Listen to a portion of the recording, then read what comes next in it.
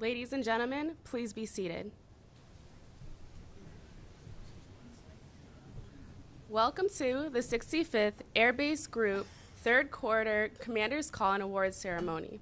I'm Staff Sergeant Alyssa Adams from the Post Office, 765th Air Base Squadron, and I'm honored to be your MC for today's events.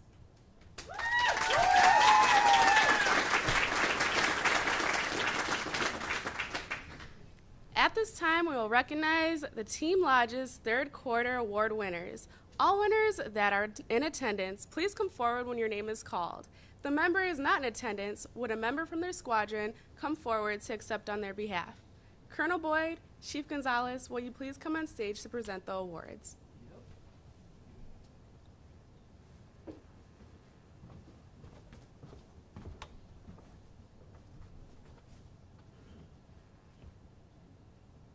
The non-commissioned officer of the quarter is from the 65th Air Base Squadron, Technical Sergeant Daniel Hawkins.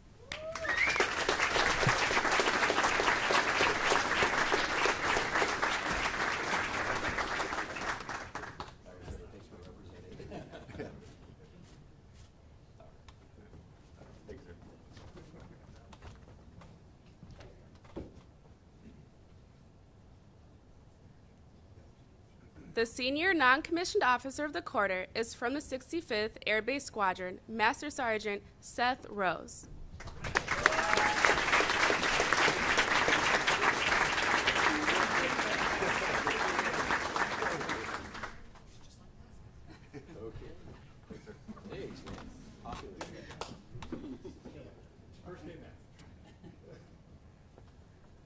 The civilian category 1 of the quarter is from the 65th Logistics Readiness Squadron, Senor Luis Sousa.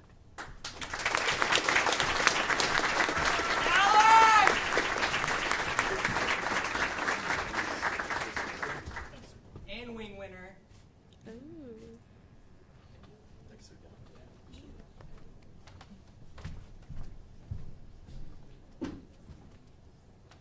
The civilian category 2, non-supervisory of the quarter is from the 65th Air Base Squadron, Senor Victor Figueredo.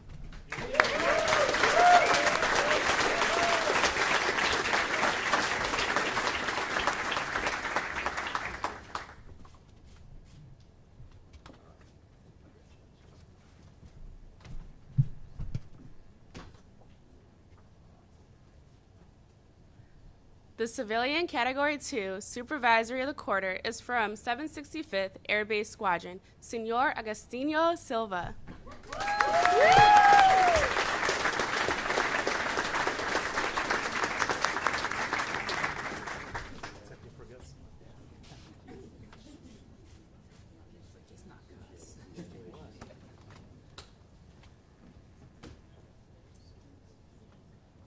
Let's give one last round of applause for our award winners.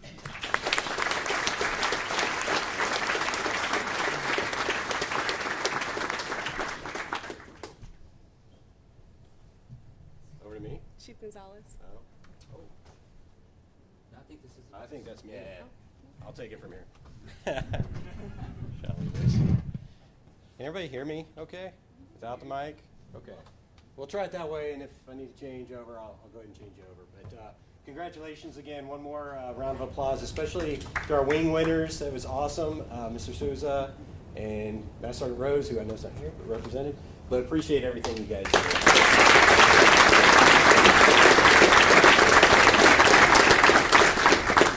Okay, so starting off with this one, so mission, vision, priorities, right? So we start talking about the mission and what we do here at Lajes Field, and I think it's important that we kind of define that, right, and what we do right.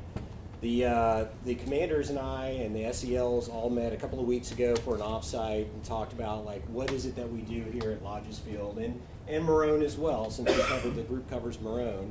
And what do we do well? What do we want to get after? How do we define ourselves? What's our identity?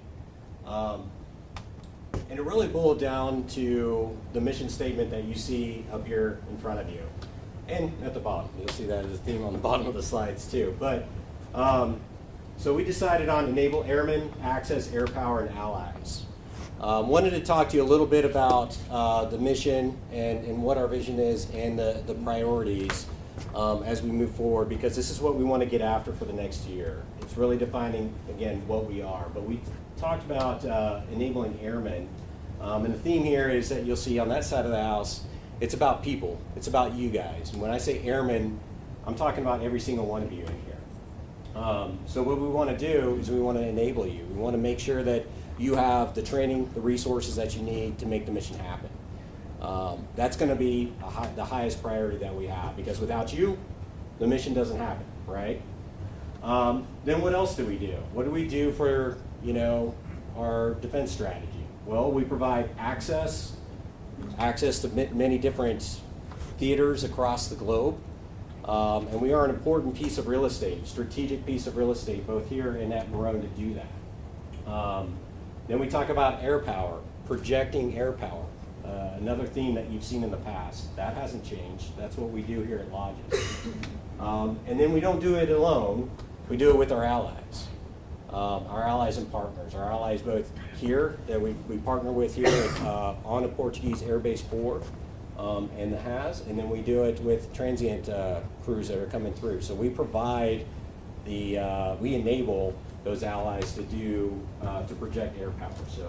So that's what we decided on as the mission. We tried to do something kind of cool and say like E4A or something like that, but I think we made it good enough to where enable airmen, access, air power, and allies is good.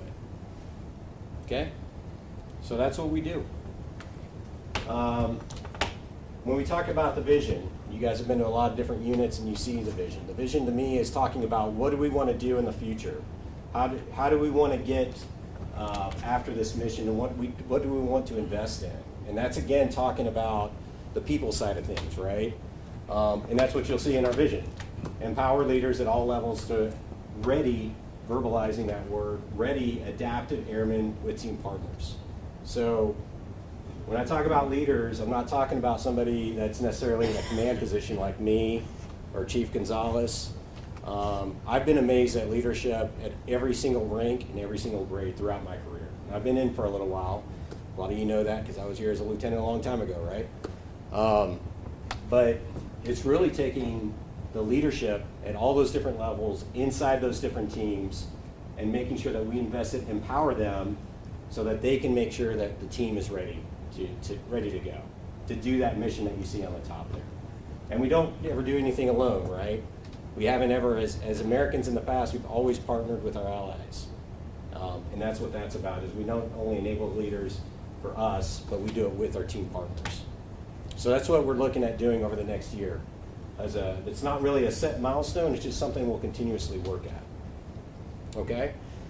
So the priorities, this is how we're going to do it, right? This is what we're going to focus on. Number one priority, like I said before, is about people. It's about teams.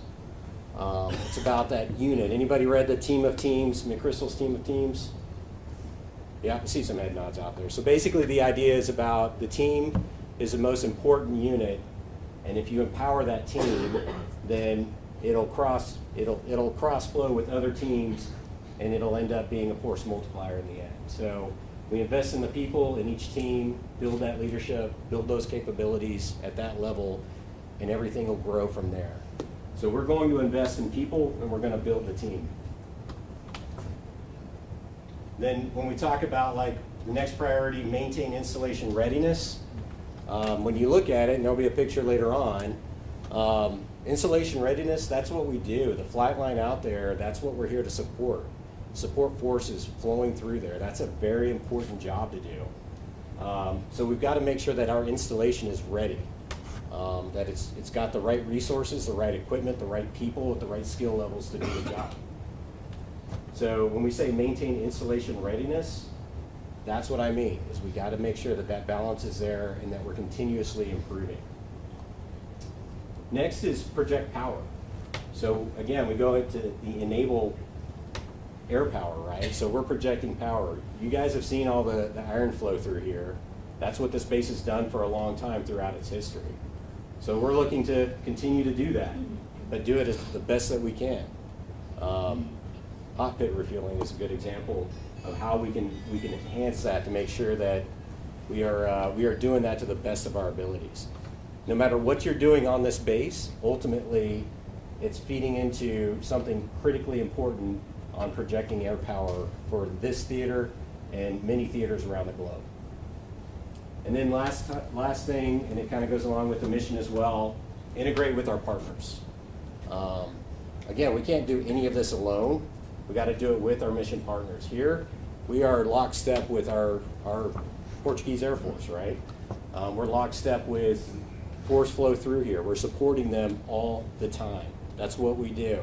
We do it so easily and naturally that it just comes second nature. But it's a big deal, really, and you guys do it seamlessly.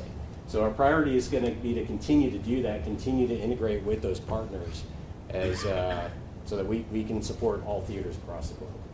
So I'll pause there and see any questions about our mission, vision, or priorities, because I know it's a little bit different than what we've seen in the past. It's tweaked a little bit. All in agreement? Oh, okay, all right. Well, that's what we're going to get after. So as we go through the rest of the slide presentation, I'll just ask that as you think about what you do and how you support it, because each one of you has a critical role in supporting these, see how it fits into those different priorities. Okay? Next slide. Okay. As we were developing these a couple of weeks ago, I thought about, like, how do I demonstrate things that you guys have done that, to me, is showing and supporting those 4 different priorities. You see the priorities to the right? So I thought I was going to go back a whole year looking at the weekly activity reports that we send up to the wing and look for different examples. And all I really had to do was go back a couple of months. Because that's really what you guys do day in and day out. There were tons of examples of what you guys do every day. So we're going to throw some up here just to kind of show the point. Starting off with the B-52 that got a lot of publicity. Awesome gas and go for the B-52, or sorry, that's a B-2 Spirit that came through. So that is truly an awesome event that happens through there, and it shows the power that this base has to support a bomber task force as it flows in and out of theater. That's a big deal. You guys made that happen, one way or another. No matter what you contribute to the mission specifically, what you do contributed to that. Okay, and simultaneously, well, I'll still stick with the first one, but for those that don't know what the ACERX is, that's the Advanced Search and Rescue exercise that our Portuguese Air Force hosted. It included Canadians, British, Spanish, Portuguese, us, and you guys supported that, and that's what's kind of on the bottom of that picture there. That happened at the same time, because that was pre-planned a long time ago, and a hugely successful exercise, right? Pretty awesome capability that we can offer to our Portuguese counterparts on their search and rescue mission, and then to support a B-2 at the same time is pretty amazing. So now we can go to the next one, and I'll hand it over to the chief to brief that one. All right, thanks, sir. One thing I wanted to highlight is one, to say thanks. What you guys do on an everyday basis is important, right? And I would say sometimes we lose track, we lose sight of, like, it just happens so naturally and seamlessly. And one of the cool things that we're able to do is, as we look at some of these priorities, so when we talk about projecting air power, you guys are able to do that without having any permanently assigned aircraft to this base. That's pretty impressive, right? So I wanted to highlight that and make sure to say thank you for what you guys do, right? One of the big highlights here is the emergency airfield pavement repairs and how it ties into those priorities, right? One of the things that is going to be pretty constant as we kind of look at this is how we tie into, like, multi-capable airmen, right, or MCA. So this is a pretty good example of how we were able to bring in 6 different AFSCs to include 3 Portuguese civilians to come and do emergency runway repair, like on our weapon system, right? Which for us, our weapon system is the runway. So I think if memory serves me right, it was like 1.8 thousand feet of repairs that they were able to accomplish overnight. And had they not done that, it was going to cause some FOD, some restriction of movement, or aircraft movement, and then ultimately it was able to help execute some of those exercises such as Azores, the B-2, the hot pit refuelings that you guys are constantly doing. Yep, absolutely. Next. So this one was pretty recent. There's some photos that I think a lot of you had seen. We saw it from the smoke from a distance, right? And then we got the call to say, hey, can you guys come support down in Praia? And that's just really a way that it's not just us here on the base, but it's support to the community as well. I mean, that's a high priority for us. We live here. We want to have good relationships with everybody across the island. This was an opportunity to provide a capability, to augment a capability down in Praia to help control this situation. So it was all in the papers. You guys probably all saw. You saw the smoke coming up. But huge win, huge thanks that I received from off base, from the city of Praia. They thought this was just absolutely amazing how not only were we able to put the capability down to control the fire on the yacht, but to also contain some of the contaminants that was used to try and put out the fire, right? So to control that with some of the capabilities that we have down at the TTU. So really just an awesome way of cooperation, collaboration, not only with this on base, but the partnership that we need off base to support us as well. So huge thanks to the team for supporting there too. Next. So the next one, you can see how it ties into all 4 different priorities, right? And this is a great example of how we were able to execute that major accident exercise, not only with our POAF partners, but our Portuguese civilians, our emergency department services, not just local to Lajes, but like from the off base as well, right? So it was a huge muscle movement just to get this across. And then, we actually had some volunteers for this as well, to include the medical services off base. We actually had to take people to Angra for some of our volunteers. So this was a perfect example of how every service and everything that everybody does is able to contribute and tie directly to our priorities going forward. Okay, and we've had a number of IFEs, right, and diverts that you guys have supported, but that just shows how important this strategic location is. I mean, in this case, it was an F-18, called in an IFE, came down, actually caught the cable, so the guys responded so quickly, get the cable in place, catch it, do the maintenance on the F-18, get it back into the fight.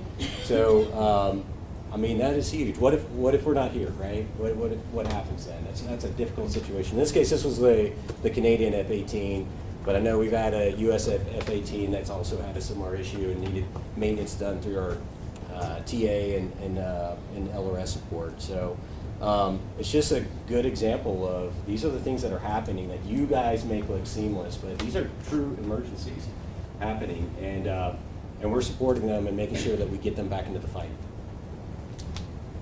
Okay. The next one is, really hitting on integrating with our partners. The way we bring our reserve partners and sisters, this really kind of shows that total force integration that you guys are able to project, right? This is a picture of our partners working together with our 765th ABS folks to repair contingency quarters that are just down the road right here. Not only were they doing construction on the quarters or the contingency quarters, they were actually living in them as well, right? So you talk about having a little bit of skin in the game and making sure, like, how do I make these things a little bit better? But that's another perfect example of how some of these events are building the team, and this one in particular, integrating with our partners when it comes to like the reserves and the guard. Yep. Next slide.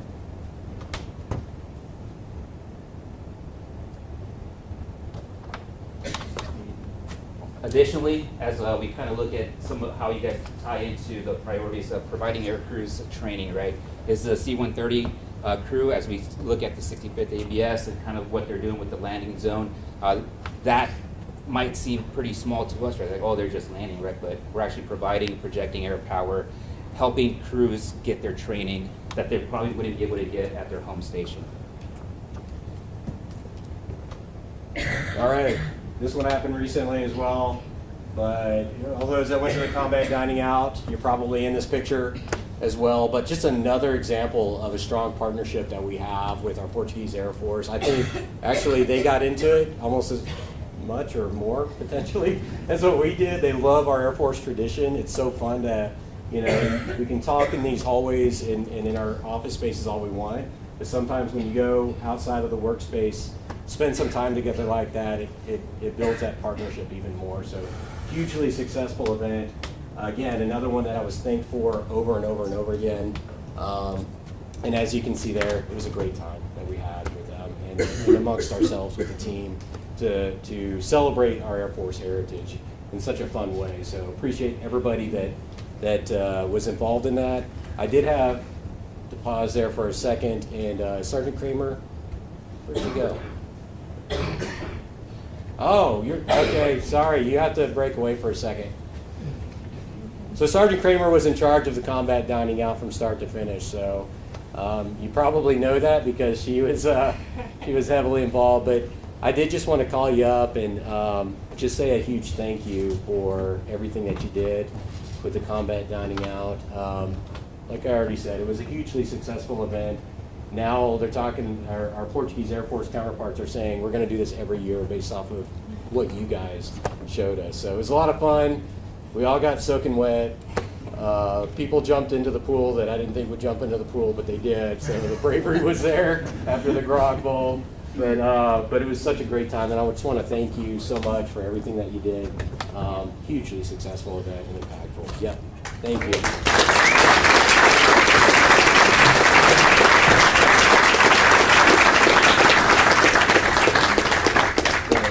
I know there's a lot of items on these. I only have one more.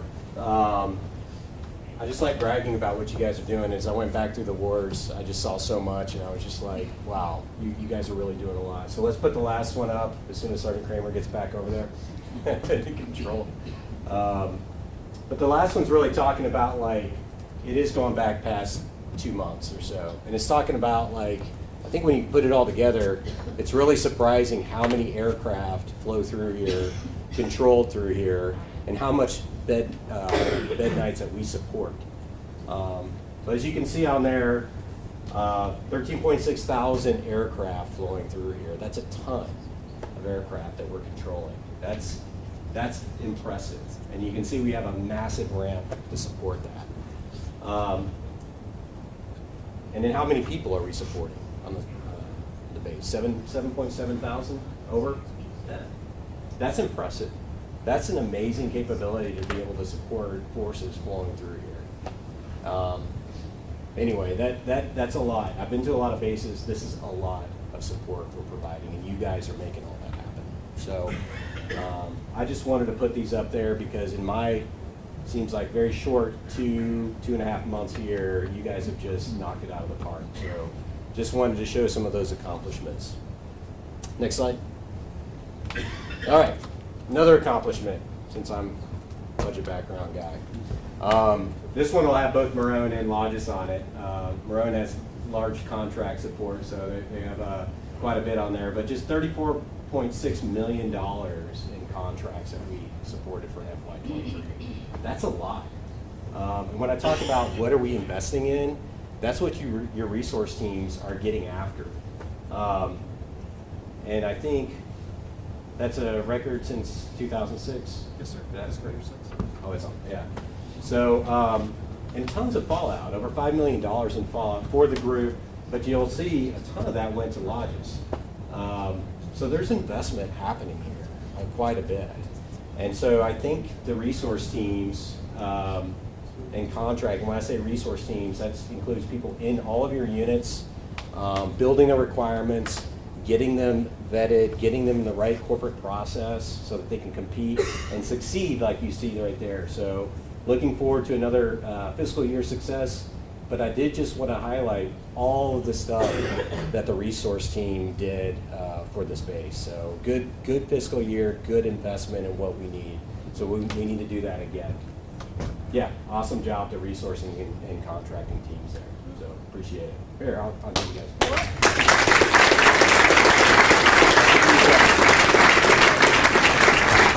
Now you got to do it again. Down. Okay, next. Oh, I'll hand it over to you. All right. So I'll just hit a little bit on shirt stuff. So I think the big thing that we wanted to push for the first sergeant perspective was our DOCs, right? That's we're in the final process or final steps of or fixing and like choosing the questions that we're going to shoot out to everybody. So please, whenever it comes out for everybody's respective squadrons, GSA, take the time to take the DEOX. Don't be afraid of it. Being on the receiving end of those DEOX results, I can 100% absolutely tell you, if anybody tells you that the demographics and like the breakouts of who, is at or putting male chief, I'll be like, oh man, well there's only one, right? They're gonna know it was me. But that's not the case, right?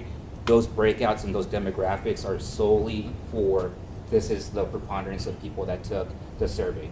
They're in no way, shape, or form tied to the results or the comments. I will tell you that I get 2 separate, almost essentially breakouts, and the comment section is just that, with absolutely no tie back to who filled it out. Those are a different set of numbers to your actual responses. So please, no retribution, take the DEOX. It gives everybody a good side picture, what we're doing right, what we're doing wrong, and where we can get better. So that was the plug for Sergeant and the DEOX. Take it, please.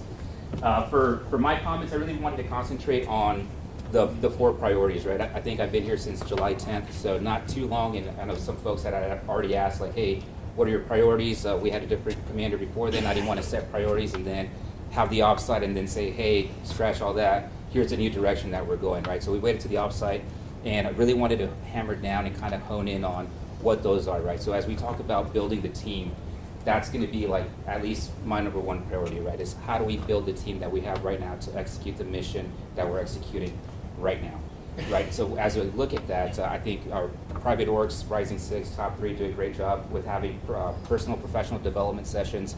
So we're going to keep that going. And one of the things that we want to take a look at during the offsite, Master actually Higginbottom brought up the DAF e-learning. I took a look at it, and I was like pretty impressed with the amount of courses and resources that are available right there. So I think over the next 9 months, we're going to take a look at that and build a repository and kind of take a look at what does this look like for personal and professional development when we talk about building the team. So that's going to be the thing that we're going to be looking at. Maintaining installation readiness, that goes back to what you guys are doing almost on an everyday basis across the board, right? Not just with our POAF partners, but with our Portuguese civilians. And how do we maintain that weapon system, that runway to project air power, not just to wherever regions, right? But like taking care of those IFEs, taking care of like some of the issues that we're constantly facing on a daily basis. And you guys are doing that, right? So I just want to make sure that we continue on maintaining the ARC installation readiness. The third one that's projecting air power. We talked about a little bit on MCA, right? If memory serves me right, I think there is a program that has airmen kind of going into different squadrons, different sections to kind of build on these MCA, the concept, right? I will be honest, I will give you my 3-second spiel on what MCA is to dispel any rumors. I've shared this with multiple folks before, but I figure this is a pretty good audience to reiterate that, right? When we talk about MCA, I know social media and some of the outlets and resources that are readily available to us say MCA is doing more with less. I come from a very op-centric background. I can tell you that that is absolutely not the case. The MCA is not to do more with less. It's how do we build a base going forward, or how do we execute some of those functions that we're kind of already inherited in our FSC. We're not going to have the luxury of having a giant footprint downrange for the next conflict, right? That's just not feasible. So how do we build some of those core AFSCs and have them do a little bit of extra thing that's going to minimize our footprint, that's going to make us more agile to be able to move and execute the mission a little bit faster. So we're going to keep looking for opportunities to build our MCA culture here internal to Lajes. And then the last one's integrating with our partners. I see this every single day because we're doing it right. We're doing it with our Portuguese civilians, we're doing it with our POAF partners, we're doing it with ATC, we're doing it with joint patrols. So how do we make those relationships better to keep executing the mission at a high speed, a high rate, being weapon system experts in what we do and executing the mission every single day. That's all I have, sir. All right. Let's go to the next one. Okay, just a reminder, this has both Lajes and Marone. They fall under the group. There are pictures of both locations. And what we do, those priorities that the chief was just talking about, and how we need to put those as really in our daily language and what we do, right? So that's what we need to get after. It's about building a team. It's a top priority, like the chief said. I say that because, going back to people, right? I'm a big believer, there's always this people-mission balance, right? Some people say, oh, you gotta do the mission top. And, well, people are what make the mission happen. So my investment is in you guys. That's where my priorities are, is making sure that you guys have the right thing. Yeah, there's the 86 too, but the right skills that you need, that you got the right tools that you need to make the mission a success. And we're building those teams towards that, okay? I did throw the 86 priorities up there just to say, hey, we're nested underneath those already. I know they have a very different style of mission. They got iron on their runway assigned. Ours, we have a lot of different kinds of iron that aren't necessarily assigned. So different challenges, different dynamics of both. But common themes, and I know I speak for General Jones when he would say, people are his highest priority. And I 100% agree with that. That's what we're going to focus on so that you guys can get after the mission. Next slide.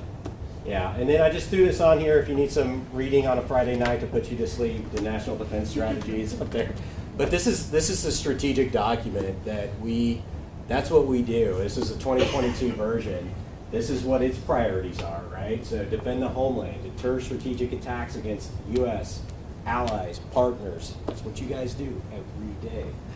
Deter aggression while being prepared to prevail in conflict. That's what we're doing here every day. And then build a resilient joint force. Again, investment is in you guys. So we're in line not only with the wings, and I didn't want to bore you with the safety ones, but we're in line with those two, and we're in line with the National Defense Strategy priorities. That's what we do. Everything that we do, our priorities are to get after those things, because that's what we're supporting here at Lajes, okay? All right. Yep. Next slide. Okay. That's what I have for you guys. The idea was, that's our new mission, vision, priorities. It's not a huge change, but we're tweaking things. We want to focus on the here and now. What you guys do right now is critically important. If there's mission growth in the future, we're talking about some of those things, then we will adapt and we'll get after that mission growth, okay? But I wanted you guys to know, because that's what we designed the mission, define the mission as, and define the vision, and define the priorities as, because what you do right now is critical. So I ask that you embrace those priorities. With what you do every day, you're supporting those priorities, and so that we can keep getting after the mission. Because as you saw before, that Chief and I just briefed, that's just the last couple of months. That's all the stuff that you've done, not all the stuff you've done, but look at what you've done over the last couple of months. No matter what piece you fall into our mission, you're critical to that, okay? So my investment is in you guys, so that you can continue to do what was on the slides, okay? All right.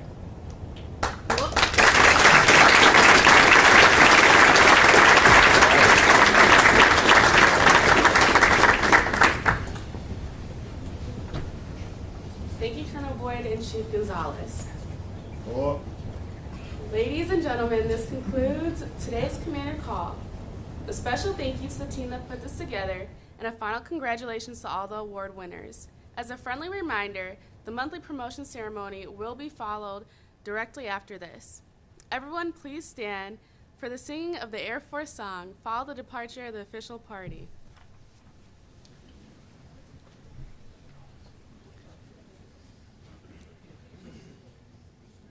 Off we go.